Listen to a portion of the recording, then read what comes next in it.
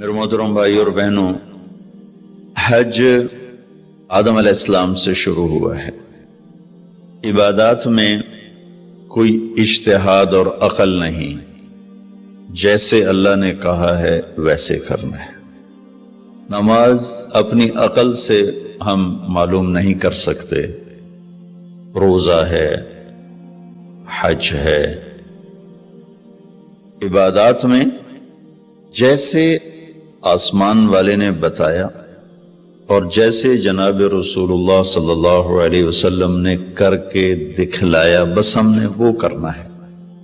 باقی چیزوں میں معاملات ہیں، زندگی کی باقی ضروریات ہیں، اس میں زمانے کے لحاظ سے سوچ بچار بھی ہے، تبدیلی بھی ہے، اجتہاد بھی ہے۔ عبادت اسے کہتے ہیں جس میں بس جو اللہ نے کہا، جو اس کے نبی نے فرمایا، کر کے دکھایا، ویسے کرنا ہے۔ ہمارے نبی پاک کا میں تھوڑا سا آپ کو مختصر خاکہ حج کا بتا دیتا ہوں۔ جناب رسول اللہ صلی اللہ تعالی علیہ وسلم نے حج کا جب اعلان فرمایا، یہ 10 ہجری، تو اطراف سے قبائل جمع ہوئے، کوئی 12,000 کا مجمع اکٹھا ہو گیا مدینہ میں۔ 25 تاریخ کو بروز ہفتہ آپ نے نماز ظہر سے پہلے غسل فرما کے 2 چادریں احرام کی نیت کے بغیر 2 چادریں باندھ، کرتا بھی اتار دیا، تہمد بھی اتار دیا۔ سحارا ایک بستی ہے جو آج کل مسقط میں آتی، وہاں سے ایک کپڑا آتا تھا، اس کی آپ نے 2 چادریں لی۔ پھر آپ نے ظہر کی نماز کے بعد اپنے پورے قافلے کو لیا، ذوالحلیفہ جس کو آج کل ابیار علی کہتے ہیں، یہاں آپ نے آ کر قیام فرمایا، اور عصر، مغرب، عشاء اور فجر اور ظہر 5 نمازیں آپ نے یہاں ادا فرمائیں۔ آپ گزر رہے تھے کہ جبریل ہے کہ یا رسول اللہ، اللہ فرما رہے ہیں یہ پاک وادی ہے، یہاں آپ قیام فرمائیں۔ ایک رات کی قیام کے بعد صبح آپ نے فجر کی نماز کے بعد غسل فرمایا، خوشبو لگائی، اپنے بالوں کو تیل لگایا، پھر شہد لگایا۔ شہد گوند کا کام دیتا ہے، چونکہ اب ننگے سر جانا تھا تو بال بڑے تھے، آپ کے شانوں تک آئے ہوئے تھے، تو آپ نے ان کو شہد لگا کے نا وہ جوڑ دیا، آپس میں جوڑ دیا۔ اور عائشہ رضی اللہ تعالیٰ نے آپ کو خوشبو لگائی۔ جسم پہ خوشبو لگا سکتے ہیں احرام سے پہلے، احرام کے کپڑے کو نہیں، جسم پہ خوشبو لگا سکتے ہیں احرام کی نیت کرنے سے پہلے۔ بالوں میں، مانگ میں آپ نے خوشبو لگائی۔ پھر اس کے بعد آپ نے ظہر کی نماز ادا فرمائی اور آپ اونٹنی پہ سوار ہوئے اور قبلہ رخ ہو کر آپ نے کہا لبیک حجۃ اللہم لبیک۔ آپ نے حج کا احرام باندھا تو جبریل آئے کہ یا رسول اللہ، اللہ تعالیٰ فرما رہے ہیں عمرے کو شامل فرمائیں۔ وہاں سے آپ چلے، آپ کے ساتھ کوئی 12,000 کا مجمع تھا، اور آپ ملل میں آپ نے قیام فرمایا۔ ملل سے نکلے اور روحا میں پہنچے۔ روحا میں کنواں ہے، وہاں 70 نبیوں نے قیام کیا ہے حج کے دوران، حج پر جاتے اور آتے ہوئے۔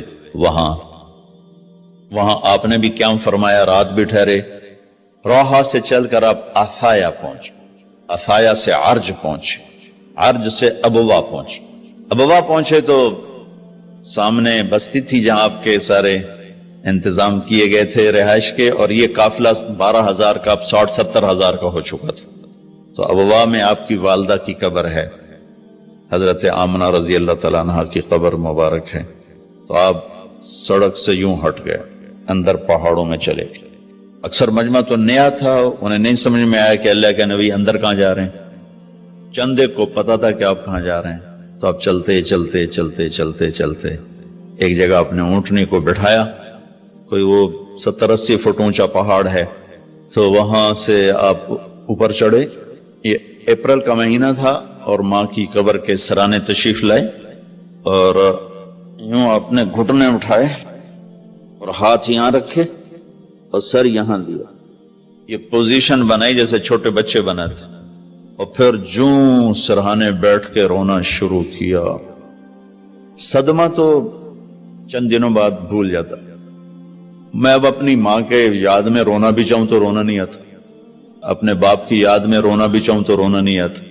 اور میرے نبی کو 57 برس گزر چکے تھے ماں کے گئے ہوئے، تو وہ 57 سال پرانا درد ابھی زخم بھرا نہیں، آپ اس پوزیشن میں بیٹھے اور اتنا روئے کہ سارا رواں آپ کا آنکھ بن کے رو رہا تھا، وہ ساری داڑھی آپ کی آنسوں سے تر ہو گئی، اور آپ نے آگے جانے سے انکار کر دیا کہ میں آج رات اپنی ماں کے پاس ٹھہروں گا۔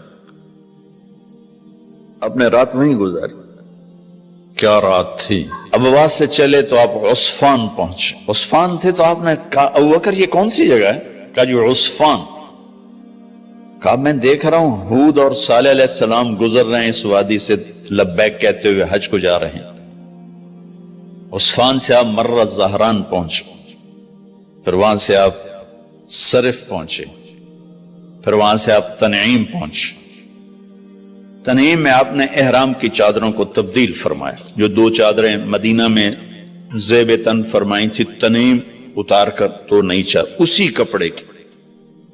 پھر مکہ کے ٹاپ سے آپ انٹر ہوئے اور بیر زی طوا کے کنویں پر آ کر آپ نے قیام فرمایا۔ یہ ہے اتوار کی رات، 25 کو چلے اور 4 کی رات کو، یہ مہینہ 29 کا تھا، تو 4 کی رات کو آپ مکے پہنچ گئے۔